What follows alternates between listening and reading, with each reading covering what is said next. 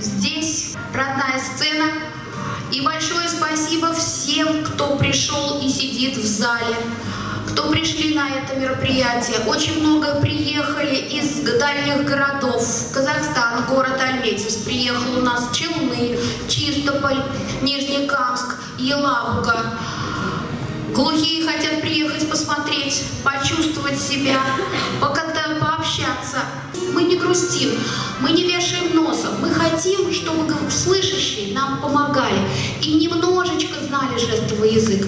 И у нас будет замечательный контакт. Мы сегодня с вами проводим такое крупное и замечательное мероприятие, посвященное жестовому языку.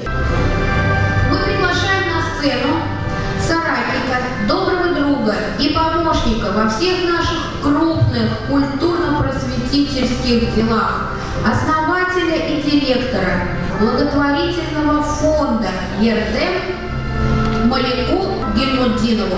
Добрый день, уважаемые организаторы, гости и все участники праздничного мероприятия, посвященные Международному дню глухих. Вот уже который год концертный зал культурного центра «Сайдаш» становится местом встречи людей с ограниченными возможностями здоровья, местом встречи добрых друзей и местом притяжения тех, кто связал свою деятельность по улучшению качества жизни людей с ограниченными возможностями здоровья.